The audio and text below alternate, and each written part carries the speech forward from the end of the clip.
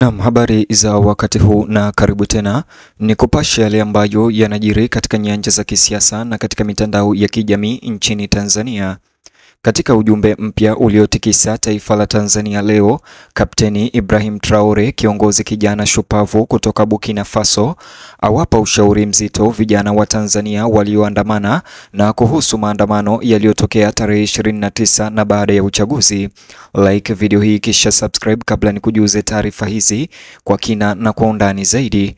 Katika ujumbe mzito ambao umeleta misukosuko katika bara la Afrika leo, Kapteni Ibrahim Traore, kiongozi kijana wa mapinduzi ya Burkina Faso, ametoa wito kwa vijana wote wa Gen Z wa Tanzania na Afrika kwa ujumla, kama alivyosema, wasimame sio kwa vurugu, bali katika maono kabla ya kuchelewa, na wala hata wakiandamana wasifanye vurugu au kuharibu mali.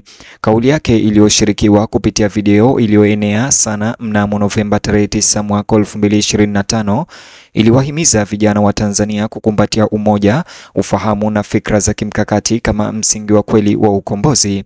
Hata hivyo, aliwaunga mkono kutetea haki zao na kuandamana. Ibrahim Traore, anayejulikana kwa ukosoaji wake wa wazi wa ukoloni mamboleo na unyonyaji wa kigeni wa rasilimali za Kiafrika, alionya kwamba demokrasia bila uhuru wa kweli wa mawazo imekuwa chombo kipya cha kutawala kiakili na kiuchumi. Hata hivyo, aliwataka wakitetea haki zao wasiweze kuharibu mali wala kuzua vurugu. Ujumbe huu wa Ibrahim Traore uligusa kiini cha ukweli wa kisiasa wa Afrika, akisisitiza kwamba uhuru na mamlaka haviwezi kupimwa kwa wingi wa chaguzi bali kwa ufahamu wa watu. Alisema kuwa uhuru hauwezi kupatikana katika masanduku ya kura bali katika akili zinazodhubutu kufikiri kwa kujitegemea. Akimrejelea muasisi wa Tanzania hayati Mwalimu Julius Nyerere, Ibrahim Traore alimtaja kuwa kiongozi adimu ambaye maono yake ya umoja, usawa na kujitegemea bado hayalinganishwi katika siasa za kisasa za Tanzania. Alisema vijana wa Kitanzania wana wajibu mtakatifu wa kutetea urithi huo na kusimama bila uoga dhidi ya rushwa, hofu na ushawishi wa kigeni unaoendelea kuamuru hatima za kitaifa kote Afrika. Kustaajabishwa kwake na itikadi za Pan-African za Nyerere kulivutia na kutafakari kutoka kwa watazamaji wengi ambao walihisi ujumbe huo ulikuwa umefika wakati muhimu katika hali ya kisiasa ya Tanzania. Muda wa ujumbe wa Traore ni muhimu unakuja siku chache baada ya maandamano makubwa yenye utata ya Oktoba tarehe 29 nchini Tanzania, baada ya uchaguzi ambapo maelfu waliingia mitaani wakitaka kuwepo kwa uwazi katika uchaguzi na kukomesha ukandamizaji wa kisiasa. Maneno yake yalionekana kudhihirisha mfadhaiko wa wananchi wengi wa Tanzania, hasa vijana ambao wamezidi kusikitishwa na mchakato wa kisiasa.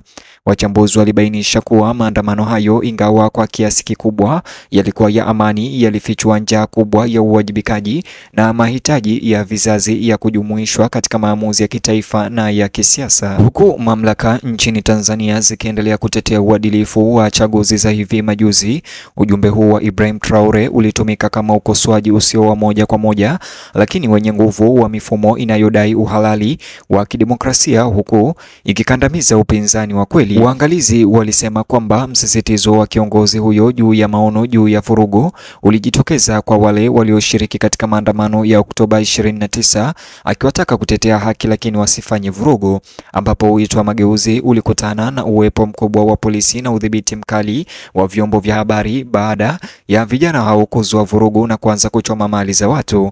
Muunganisho kati ya falsafa ya Traore ya ukombozi wa kiakili na mvutano wa sasa wa kisiasa wa Tanzania umeibua mjadala mpana mtandaoni na kwenye majukwaa ya umma.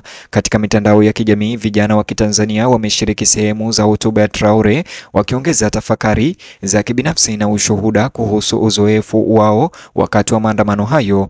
Wengi walielezea maneno yake kama chanzo cha kutia moyo na uwazi katika hali ya kutokuwa na uhakika wa kisiasa. Wengine waliona ujumbe huo kama onyo kwamba ikiwa vijana wa Kiafrika hawatainuka na maono na umoja, wana hatari ya kurithi mifumo ambayo itaendelea kuwakandamiza kimya kimya. Kasi ya mazungumzo haya inaonyesha kuwa maneno ya Ibrahim Traore yamevuka mipaka ya kitaifa na kuwaunganisha vijana wa Kiafrika, hasa Afrika Mashariki, chini ya hisia ya pamoja ya uharaka. Wachambuzi wa kisiasa wameelezea kauli hii ya Traore kama uingiliaji kati wa kifalsafa na wa kimkakati katika mazungumzo ya kidemokrasia ya Tanzania na Afrika kwa ujumla. Mtazamo wake unapinga dhana za kijadi za wanaharakati kwa kuzingatia ufahamu, uhuru wa kiuchumi na kukataliwa kwa utegemezi wa misaada ya kigeni. Hii wanasema inaakisi utetezi wa mapema wa Nyerere kwa ujamaa wa Kiafrika na maendeleo ya pamoja. Maandamano ya Oktoba tarehe 29 nchini Tanzania, ambayo wengi sasa wanayataja kama wito wa kuamka, yamekuwa rejea katika mijadala inayoendelea kuhusu mustakabali wa kidemokrasia wa Afrika. Waangalizi wanaamini kuwa ujumbe wa Traore unadhibitisha kwa njia isiyo ya moja kwa moja kero zilizoonyeshwa na waandamanaji wa Kitanzania ambao walishutumu serikali yao kwa kukandamiza upinzani huku wakidai maendeleo. Katika muktadha huu, wito wake wa uongozi wenye maono na ukombozi wa kiakili unatafsiriwa kama wito wa kurejesha demokrasia kutoka kwa mikono ya wale wanaoitumia kwa uimarishaji wa mamlaka. Nchini Burkina Faso, uongozi wa Ibrahim Traore unaendelea kutia moyo, kupongezwa na kutilia shaka kwa usawa. Ukaidi wake dhidi ya mataifa ya kigeni na msukumo wake wa kujitegemea umemfanya kuwa ishara ya uamuzi wa ujana, ingawa wakosoaji wanasema mbinu zake zinaweza kuwa kali sana. Wakati hotuba hii ya Ibrahim Traore iliyotolewa, kwa jumla athari zake kwa hali ya kisiasa ya Tanzania zilikuwa wazi. Ilifika wakati serikali ilikabiliwa na ukosoaji mkubwa juu ya kuzuiliwa kwa viongozi wa upinzani, ikiwa ni pamoja na wale walioachiliwa hivi karibuni siku ya jana kwa dhamana, na mijadala inayoendelea kuhusu uwajibikaji wa haki za binadamu katika majukwaa ya kimataifa kama vile kongamano la uhuru wa dunia huko Berlin, Ujerumani. Mwangaza wa kimataifa juu ya mazingira ya kisiasa ya Tanzania umeongezeka maradufu, na maneno ya Ibrahim Traore sasa yaliongeza safu nyingine ya uchunguzi.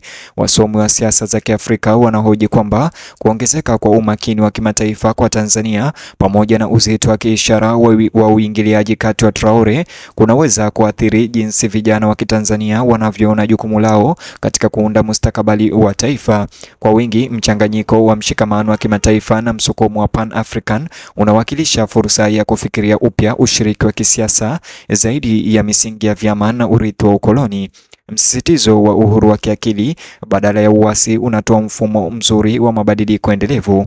Wakati huo huo, wafuasi wa serikali ya Tanzania wamepuuza athari za matamshi ya Ibrahim Traore, wakiyataja kama vivurugo vya nje ambavyo vinajaribu kuvuruga hali ya kisiasa ya Tanzania, vinavyolenga kuvuruga umoja wa taifa. Ujumbe huu wa Traore unapoenea katika bara zima pamoja na Tanzania, vijana wa Kiafrika hasa Afrika Mashariki wanashiriki katika midahalo ya mtandaoni kuhusu uhuru wa kiuchumi, uadilifu wa uongozi na hitaji la umoja kuvuka mipaka. Wanafunzi wa vyuo vikuu vya Tanzania hasa wameunda vikundi vya majadiliano mitandaoni vinavyochambua mawazo ya Traore na kuyalinganisha na maono ya Julius Nyerere. Hitimisho la pamoja kati ya wengi ni kwamba maendeleo ya Afrika yanategemea kujitambua, sio kuwasilisha, mada ambayo inaangazia maneno yote ya kiongozi huyo wa Burkina Faso. Kauli ya Traore pia ilifufua mazungumzo kuhusu mustakabali wa Pan-Africanism, falsafa ambayo wengi wanaamini kuwa imepunguzwa na utandawazi na kuridhika kisiasa. Kwa kutoa wito wa kupanda kwa maono, alifufua matumaini katika wazo la Afrika inayoongozwa na vijana wake, Afrika ambayo inazungumza kwa sauti moja dhidi ya unyonyaji na utegemezi wa kiakili. Hotuba hii ya Traore, ingawa ni fupi, imeweka msingi wa mazungumzo makubwa ya bara, hasa Tanzania, kuhusu utambulisho, udhabiti na uwajibikaji. Like video hii kisha subscribe, alafu bonyeza box hicho kwenye screen yako kwa taarifa zaidi.